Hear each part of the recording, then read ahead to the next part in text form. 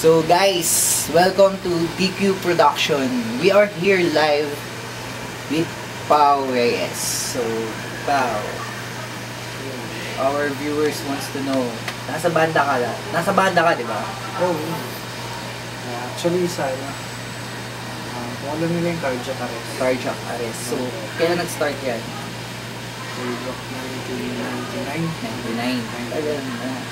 So, ngayon, Medyo stop kasi normal na sa banda yun. Gets ng so, tao parang ko ba? nag-disband na rin.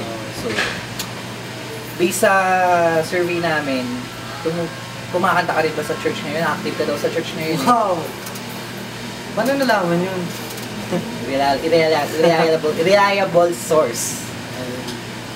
Hindi, sa church, umaten kasi ako eh.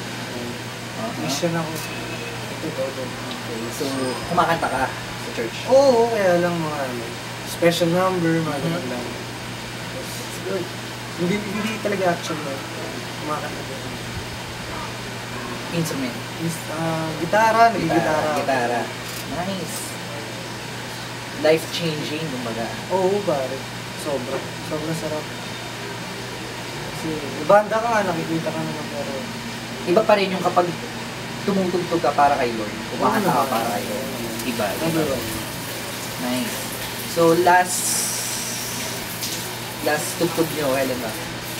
Ano lang, last month. Last month? Nag-special number naman sa church. Original composition or... Ano nga pala, maraming salamat sa 3-in-1. First song namin sa church. Sobrang the best. The song is about worshiping God. Yeah. Sobrang galing. Kay kay Toshen. Angelo eh. 3-in-1 eh. Panibagong banda ko. Stick. Oh, nice. So yung kanta nyo, pwede bang konting sample man lang para syempre ng mga viewers natin? Sa kanta yung last month na special number there, baka may konting ano lang siya. Hindi ako magtanong niya pero parang may siya yung parang whoa. Parang gano'n. Nice. Parang very good.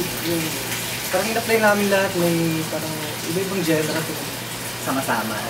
Parang-parehas kami na sitwasyon ng mga yun. Sana lately manin na rin sila. Okay, so sana next time pag may special number ulit kayo, invite mo naman kami. Sige, walang problema. So guys, medyo nalaman na natin kung ano yung buhay ngayon ni Mr. Pao. So sa susunod na ulit na episode guys, thank you.